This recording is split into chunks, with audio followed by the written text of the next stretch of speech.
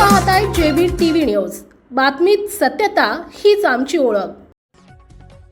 अवकाळी पाऊस व गारपिटीने शिरपूर तालुक्यातील शेती उद्ध्वस्त, सरसकट पंचनामे व तातडीच्या मदतीची मागणी। शिरपूर तालुक्यात 2 दिवसांपूर्वी झालेल्या अवकाळी पाऊस, वादळी वारा व गारपिटीमुळे शेतकऱ्यांचं मोठ्या प्रमाणात नुकसान झालं आहे।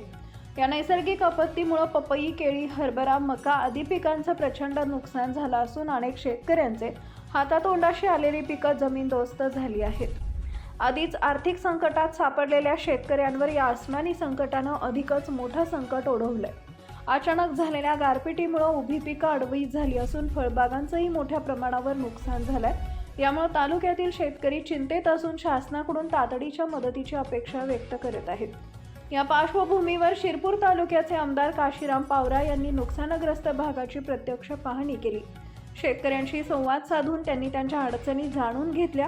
यावेळी आमदार पावरा यांनी शासनाकडे सरसकट पंचनामे करून नुकसानग्रस्त शेतकऱ्यांना आर्थिक मदत जाहीर करण्याची ठाम मागणी केली आहे। शेतकऱ्यांचं नुकसान मोठ्या प्रमाणावर झालं असून केवळ निवडक पंचनामे न करता सर्व बाधित शेतकऱ्यांचे सरसकट पंचनामे करण्यात यावेत व तातडीनं आर्थिक मदत देण्यात यावी अशी मागणी त्यांनी केली आहे। शासनाकडून लवकरात लवकर मदत मिळवून देण्यासाठी प्रयत्न करणार असल्याचं आश्वासनही त्यांनी शेतकऱ्यांना दिलंय। अवकाळी पावसामुळे झालेल्या या नुकसानीनं शिरपूर तालुक्यातील शेती व्यवसायावर गंभीर परिणाम झाला असून शेतकऱ्यांना उभारी देण्यासाठी शासनानं तत्काळ उपाययोजना कराव्यात अशी जोरदार मागणी होत आहे। मुख्य संपादक जतीन बोरसे।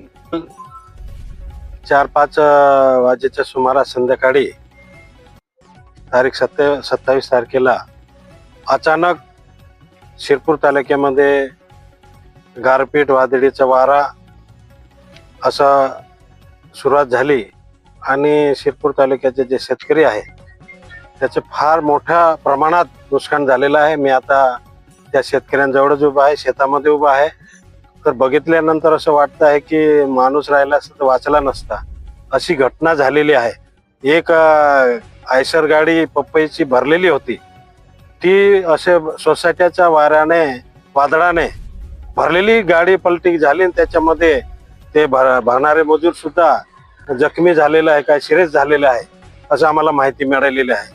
तर या शेतकऱ्यांचे फार मोठ्या तोंडाला येणारा घास चालला गेलेला आहे। तर शेतकऱ्यांचं फार मोठं नुकसान झालेलं आहे। त्याच्यामध्ये केळी असेल, पपई असेल, गहू असेल, हरभरा असेल, आणखी जे काही पीक असेल ते फार मोठ्या प्रमाणात नुकसान झालेलं आहे। तर मी शासनाला आदेश करतो आहे की बुवा सरसगट पंचनामा करावा।